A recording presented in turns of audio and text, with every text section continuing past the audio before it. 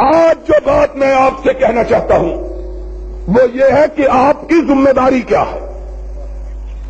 جو اس خالص مسلک کے ماننے والے ہیں ان پہ کوئی ذمہ داری بھی عائد ہوتی ہے کہ نہیں؟ ان کی ذمہ داری کیا ہے؟ اہل حدیثو، تمہاری سب سے بڑی ذمہ داری یہ ہے کہ تمہارے بچے، تمہاری عورتیں، تمہارے بوڑھے، تمہارے نوجوان اپنے آپ کو اس سانچے میں ڈالیں جس سانچے میں رب نے محمد کریم کو ڈالا تھا صلی اللہ علیہ لقد کان لکم فی رسول اللہ اسوۃ حسنہ۔ اپنے آپ کو اخلاقی طور پر، اپنے آپ کو دینی طور پر اتنا بلند بناؤ کہ لوگ اشارہ کر کے کہیں کہ یہ وہ آدمی جا رہا ہے جو اس مسلک کا ماننے والا ہے جو سرور کائنات نے اپنے صحابہ کو عطا کیا تھا۔ اپنے آپ کو ان اوصاف سے متصف کرو، اپنے آپ کو ان اوصاف سے متصف۔ آج افسوس کی بات یہ ہے ہم اہل حدیث بھی کہلائیں، خالص مذہب کے ماننے والے بھی اپنے آپ کو کنارے پہ جھوٹ بھی بولیں، پھر دغا بھی کریں، پھر فریب بھی کریں، اور اس سے بھی ستم کی بات یہ ہے کہ اہل حدیث بھی کہلائیں اور نماز بھی نہ پڑھیں، روزہ بھی نہ رکھیں، توفیق ہو حج بھی نہ کریں، پیسہ ہو زکات بھی نہ دیں، پھر اہل حدیث۔ یاد رکھو یہ بات اس مسلک کے حامل کو سجتی۔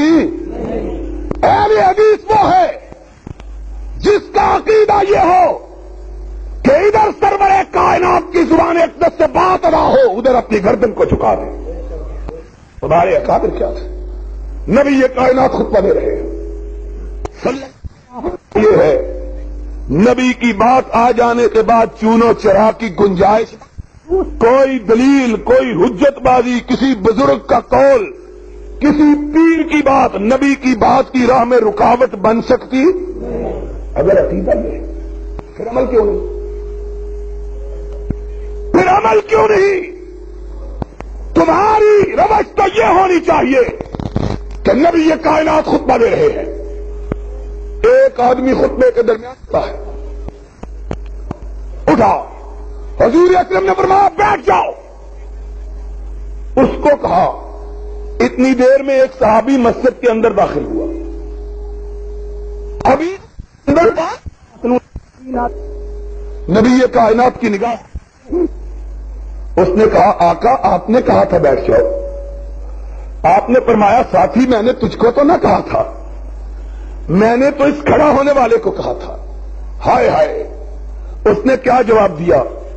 اس نے کہا آقا مجھ کو یہ معلوم نہ تھا آپ نے کس کو کہا، میں نے تو سنا آپ نے فرمایا بیٹھ جاؤ، میں نے سوچا نبی کے حکم کے آ جانے کے بعد اب اگلا قدم مسجد کی طرف نہیں بڑھے گا، جہنم کی طرف بڑھے گا۔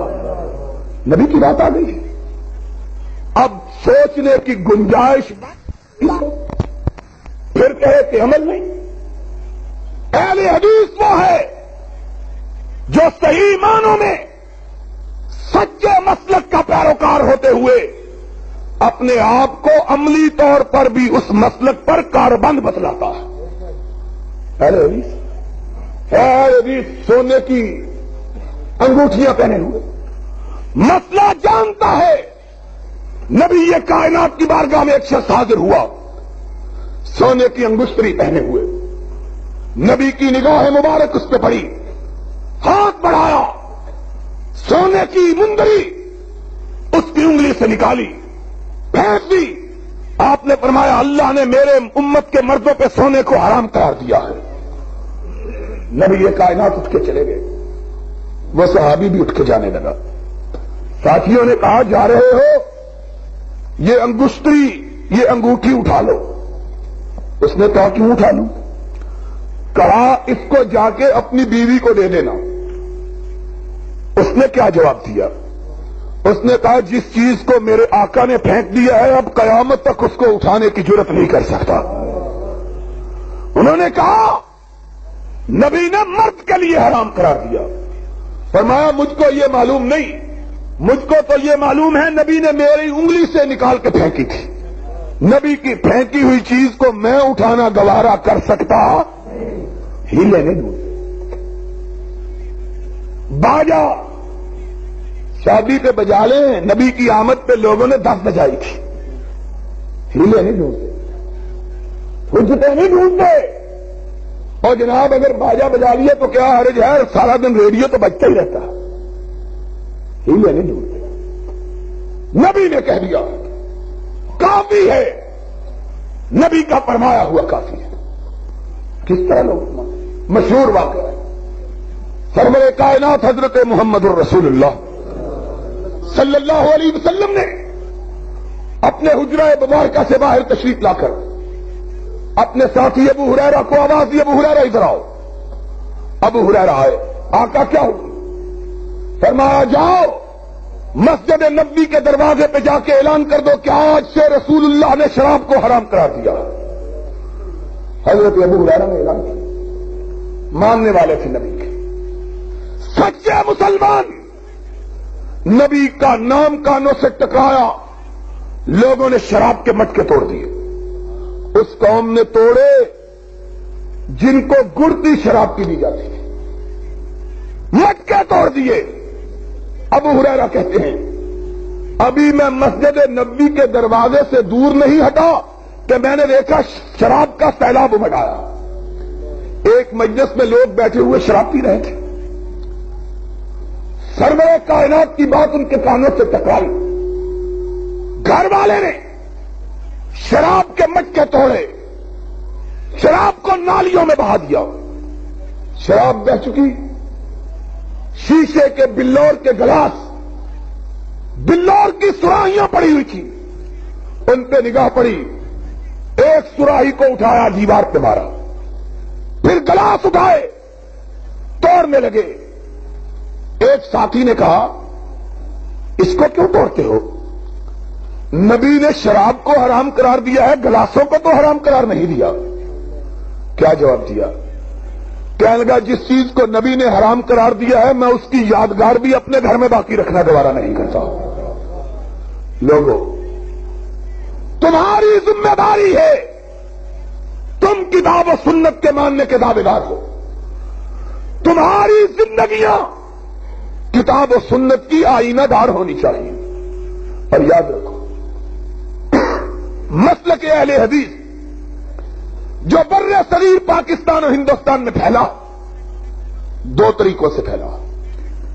ایک تمہارے علماء کے وعظ و خطبوں اور کتاب و سنت کی تعلیمات سے, اور دوسرا تمہارا مسلک پھیلا ہے تمہارے اعمال و کردار سے. لوگ کہا کرتے تھے یہ اہل حدیث ہے, یہ کبھی جھوٹ بول سکتا, یہ اہل حدیث ہے, یہ کبھی دھوکہ کر سکتا, یہ اہل حدیث ہے, کسی کا مال ہڑپ کر سکتا. آج یہ کیفیت ہے. اگر یہ کیفیت نہیں ہے تو سمجھ لو کہ تمہارے قول اور تمہارے عمل میں مطابقت نہیں رہی. اگر ہمارے قول اور فعل میں مطابقت ہو جائے, کعبے کے رب کی قسم ہے پاکستان میں اہل حدیث کے سوا کوئی دوسرا مسلک نظر آ ہی نہیں سکتا. کیسے آئے؟ لوگ اہل حدیثوں کو پہلے کہا کرتے تھے نماز پڑھنی ہے تو ان کے پیچھے, دیکھنی ہے نماز نبی کی تو ان کی نماز کو دیکھو. خود لاہور کے اندر کسی زمانے میں اہل حدیثوں کی صرف ایک مسجد تھی, اور وہ مسجد تھی چینیاں والی کی. بڑے بڑے علماء مولانا عبد الواحد غزنوی رحمت اللہ علیہ ان کو وہابی کہہ کے ان کو گالی دیتے اور لوگوں کو ان کی بات سننے سے روکتے تھے. اور پھر رات کی تاریکی میں صبح فجر کی نماز ان کے پیچھے ادا کیا کرتے تھے. لوگ پوچھتے دن کی روشنی میں ان کی مخالفت کرتے ہو, رات کی تاریکی میں ان کے پیچھے نماز پڑھتے ہو. ماجرا کیا ہے؟ تو جواب دیتے کہ ان کے پیچھے نماز پڑھ کے رسول اللہ کی نماز کا نقشہ آنکھوں کے سامنے آ جاتا ہے۔ اپنی نمازوں کے اندر تاثیر پیدا کرو، اپنے اعمال کو، اپنے کردار کو درست کرو۔ جس طرح اللہ نے تمہیں مسلک خالص عطا کیا ہے، اسی طرح اگر ہمارے اعمال بھی درست ہو جائیں تو خدا کی قسم ہے اللہ کی رحمتیں دنیا میں بھی ہم پہ نازل ہوں گی اور آخرت میں بھی اللہ ہم کو سرفراز فرمائے گا۔ لیکن اگر قول کے ساتھ عمل کی مطابقت نہیں ہے تو خالی مسلک انسان کی نجات کے لیے کافی نہیں ہے۔ اعملوا فإنی لا اغنی عنکم من اللہ شیئا۔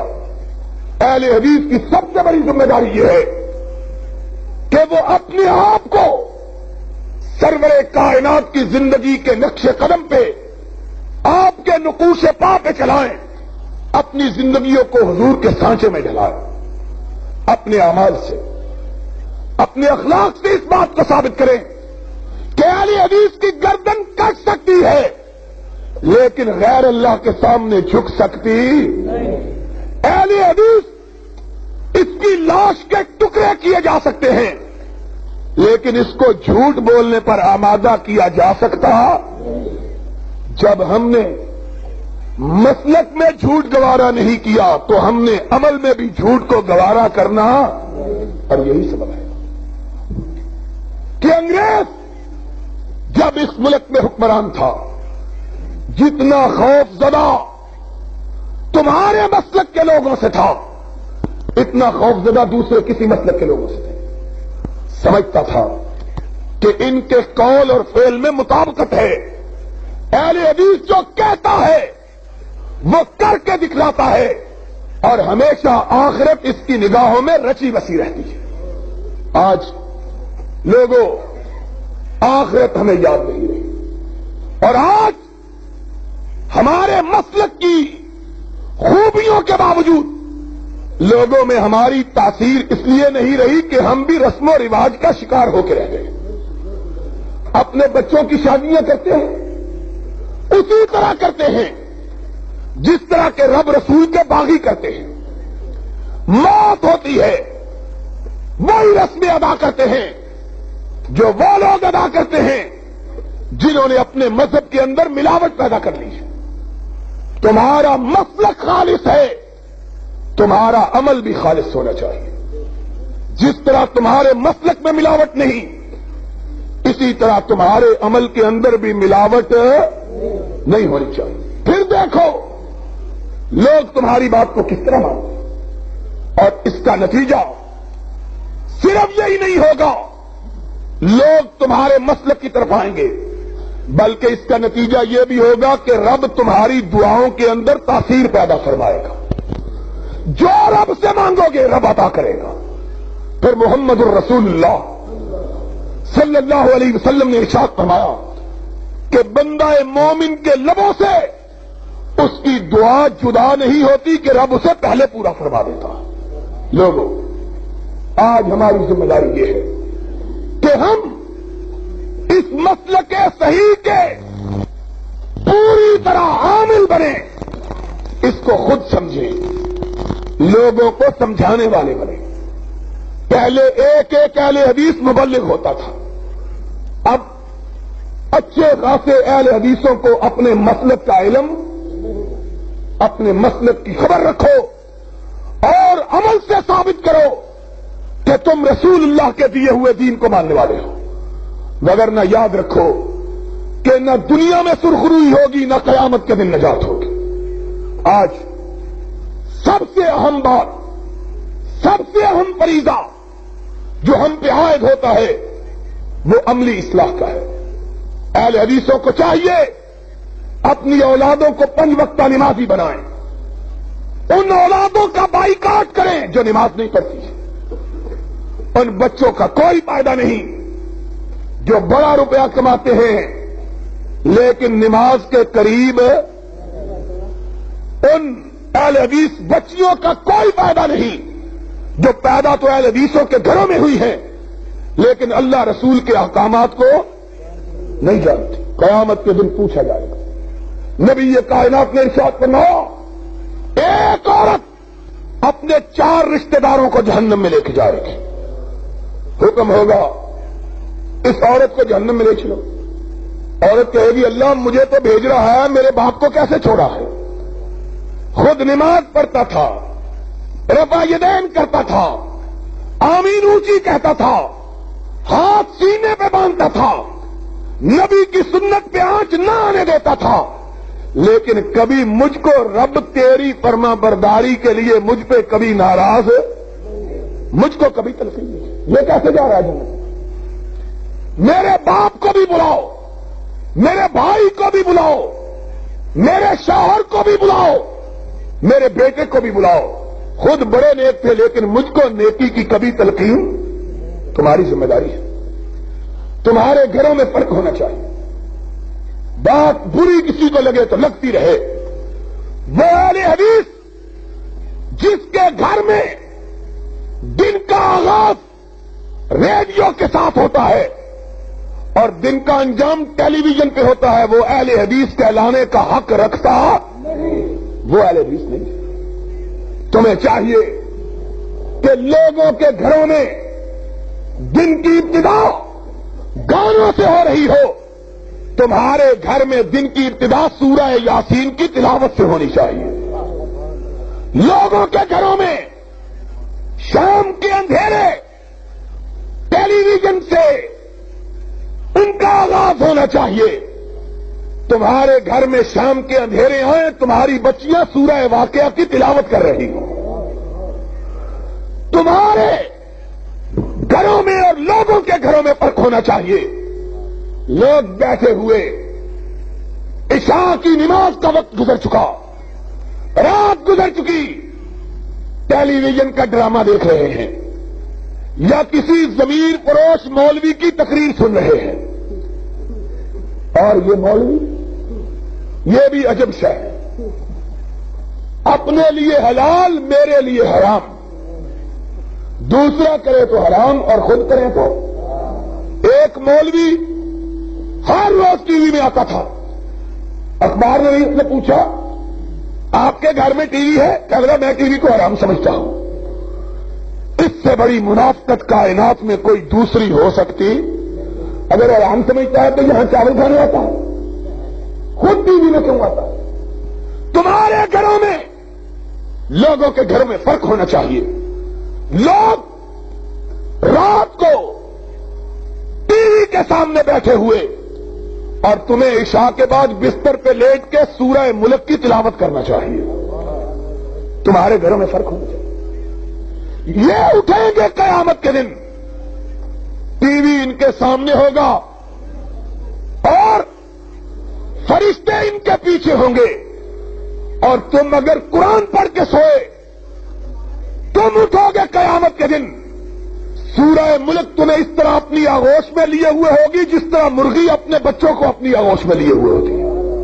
محمد الرسول اللہ صلی اللہ علیہ وسلم نے فرمایا جو مومن سورہ ملک کی تلاوت کر کے سوتا ہے, فرمایا اس کے درمیان اور جنت کے درمیان صرف موت کا فاصلہ رہ جاتا ہے.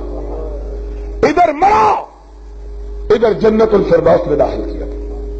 کہا گناہ ہے, عذاب ان گناہوں کے سبب اس کے قریب آنا چاہتا ہے, سورہ ملک اپنے پر پھیلا دیتی ہے.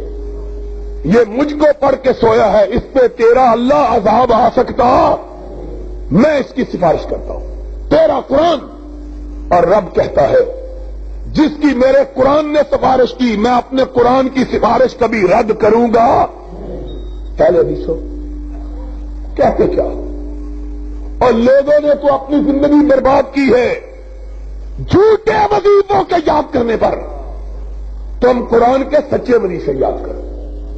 سو سورہ حشر کی آخری 3 آیتوں کی تلاوت کر کے, هو اللہ الذی لا الہ الا هو عالم الغیب والشہادہ هو الرحمن الرحیم هو اللہ الذی لا الہ الا هو الملك القدوس عزیز الملک القدوس السلام المہیمن العزیز الجبار المتکبر سبحان اللہ عما یشرکون هو اللہ الخالق البارئ المصور له الاسماء الحسنى یسبح له ما فی السماوات والارض وهو العزیز تین آیتیں پڑھ کے سو جاؤ.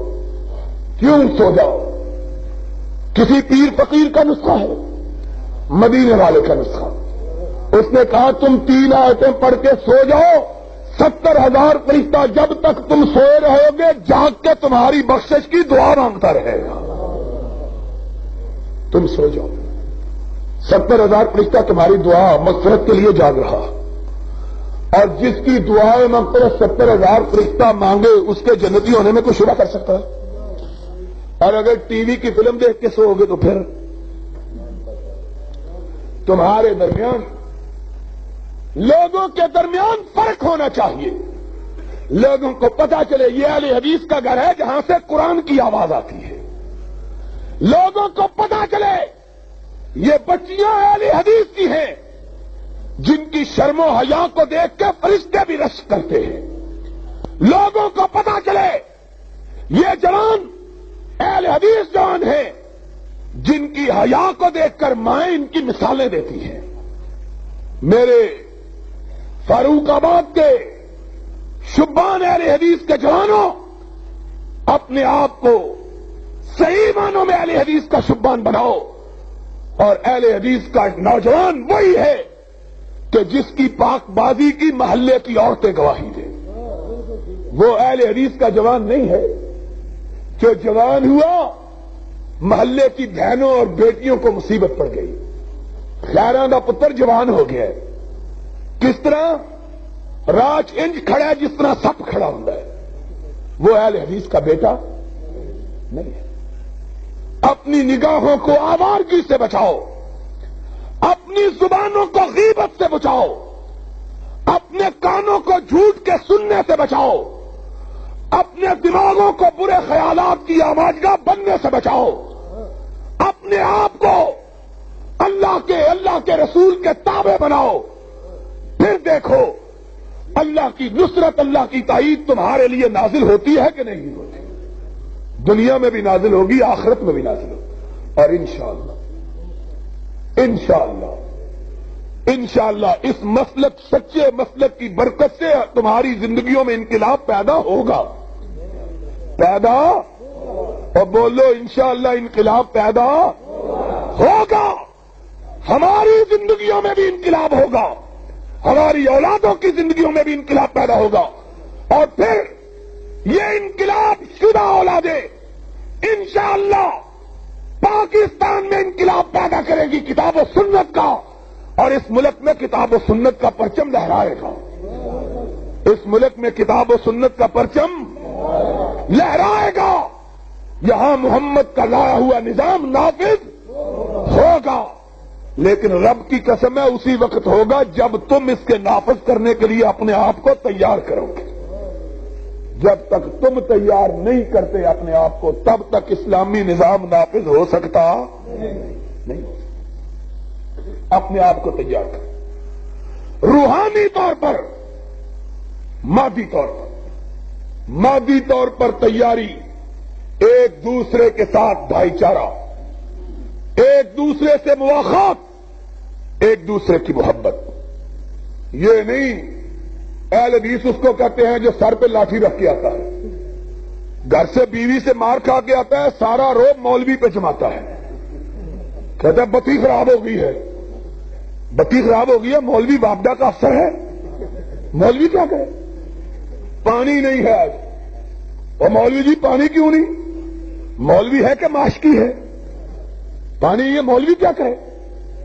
یاد رکھو اپنے علماء کی گستاخی کرنے والا اپنے آپ کو اہل حدیث کہلانے کا حق رکھتا نہیں رکھتا.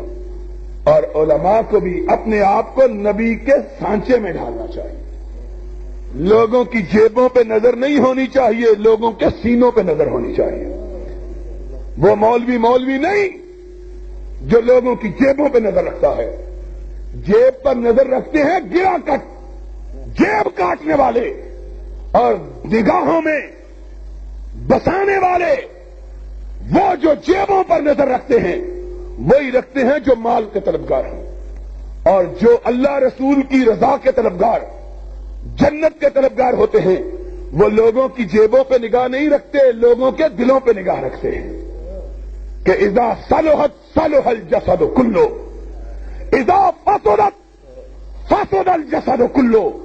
अगर दिल दुरुस्त हो गया सारी कायनात दुरुस्त हो गई, अगर दिल खराब हो गया सारी कायनात। ये नहीं कि मौलवी साहब भी जिसने 4 पैसे दिए उसी के साथ चल पड़े, जिनने लाई गली, ये मौलवी नहीं है। मौलवी न बिकने वाला और अहले हदीस का मौलवी, कायनात सारी एक तरफ, इमाम कायनात एक तरफ। कायनात को ठकरा दे, इमाम कायनात के दामन को छोड़ना गवारा, हुक्मरान हो तब, सरमायादार हो तब, चौधरी हो तब, बड़ा हो तब। इसने लोगों की पेशानियां देख के मसला नहीं बतलाना, इसने मसला बतलाना है तो रब का कुरान देख के बतलाना है, मोहम्मद का फरमान देख के बतलाना है सल्लल्लाहु। न बिकने वाले कसे के कुश्ता न शुद्ध अज कबीला माने, जो गर्दन के कटाने का हौसला नहीं रखता वो अपने आप को अहले हदीस न कहलवाए। जिसको हो जानो दिल अजीज, हमारी गली में आए क्यों, वो फिर किसी और गली में चला जाए। हमारी गली में वही आए जो रब के रसूल की सुन्नत पे गर्दन कटाने का जज्बा रखता हो, और इंशाअल्लाह जो नबी की आन पे मरने का जज्बा रखता हो, सारी कायनात मिलके भी उसे मिटा सकती